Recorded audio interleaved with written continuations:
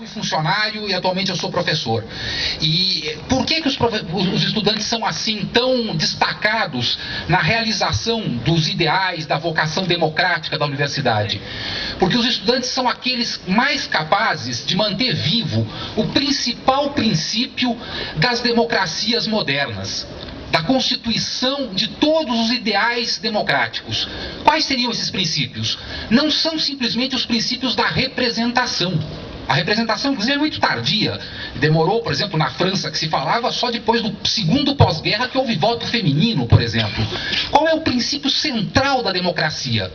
É o direito à rebelião, é o direito à revolta.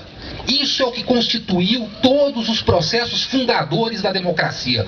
E atualmente os estudantes estão sendo capazes de manter vivo o princípio da rebelião.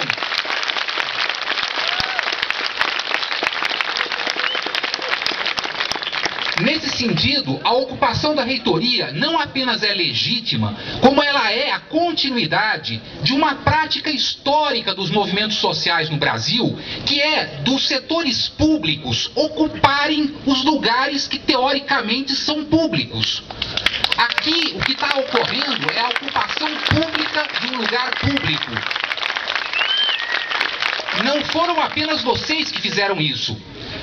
A história da USP, como que o CRUSP se tornou moradia estudantil, depois da época em que a ditadura colocou tanques de guerra aqui para expulsar os estudantes desses prédios.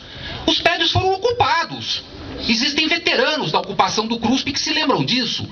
Na minha faculdade, no departamento de História, eu me lembro quando a polícia militar fez um cordão enfileirado para desocupar os estudantes que tinham ocupado uma área dos estudantes e a burocracia estava chamando a polícia militar. Naquele momento, saudosa presença do professor Florestan Fernandes, que esteve conosco e disse que não ia permitir que a polícia viesse, se viesse seria sobre a nossa resistência. Então a ocupação não é nenhuma novidade. Os moradores sem teto estão ocupando uma série de prédios no centro da cidade que estão há décadas sem nenhuma utilização, enquanto famílias estão aí à míngua, morrendo de fome, ficando largadas nas ruas. Os sem terra ocupam sistematicamente áreas improdutivas desse país.